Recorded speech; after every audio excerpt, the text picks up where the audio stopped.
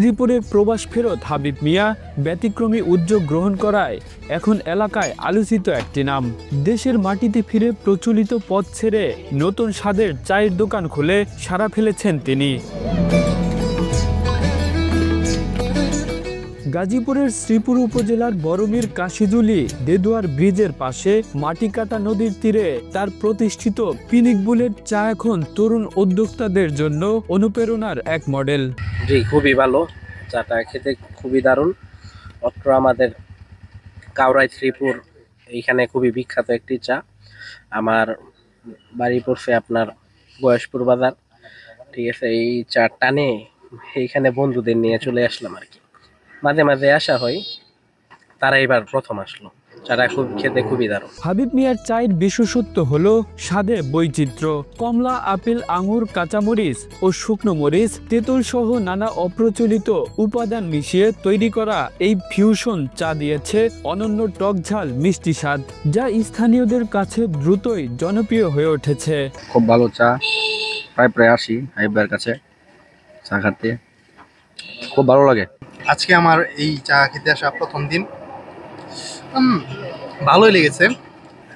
তার সাথে আইসা মানে তেঁতুল আছে মরিচ, তার সাথে লেবু দেওয়া আছে, ধনিয়া পাতা আছে, মোটামুটি ভালোই আছে চাটা। অনেক ভালো। আমার বাসা বর্মি থেকে প্রচন্ড ঠান্ডা লাগছে, জ্বর আসছে। তো এই জ্বর নিয়ে আসছি যে চাটা খাইলে শরীরটা চাঙ্গা হইব, যে জন্য আসা আর কি। এই চাটা খাইলে শরীরটা পাতলা লাগে, খুবই ভালো লাগে। আলহামদুলিল্লাহ, উনি খুব ভালো চা বানায়।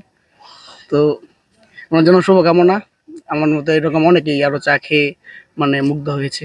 বিকেল 4টা থেকে রাত 12টা পর্যন্ত দোকানে লেগেই থাকে ক্রেতাদের উপচে পড়া ভিড়। 30 টাকা থেকে 100 টাকা মূল্যের এই বিশেষ চা বিক্রি করে হাবিব মিয়া এখন মাসে আয় করছেন প্রায় লাখ টাকা। চায়ের পাশাপাশি রয়েছে জাফরানি ও বাদশাহী পানের পসরা। আপনার বিদেশ বাইরে ছিলাম, বাইরের 9 বছর ছিলাম, দেশে আসলাম, পরে বাইরে আর যাই নাই। পরে চিন্তা ভাবনা নিলাম যে বেকার না থেকে একটা কিছু করি। তারপর আপনার এটাই নিজে নিজে মাথায় নিলাম যে ইউনিক কিছু করতে হবে, ব্যতিক্রম। তারপর আপনার এটা নিয়ে বসলাম। আজকে 4 বছর আলহামদুলিল্লাহ অনেক ভালো আছি। 4টায় খুলি, রাত 12টা।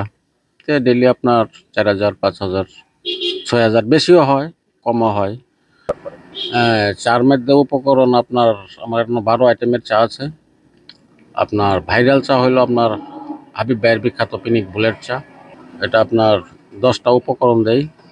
আপনার ওই তেঁতুল দেই, কাঁচামরিচ, শুকনা মরিচ, 10টা উপকরণ আছে।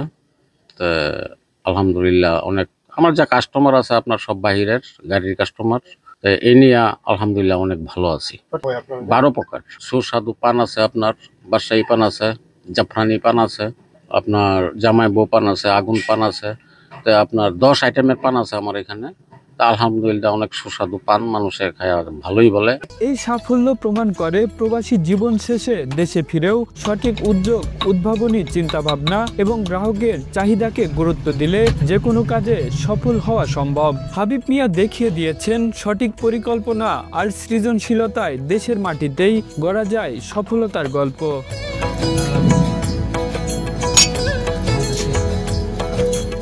Kamrul Islam, Asian television.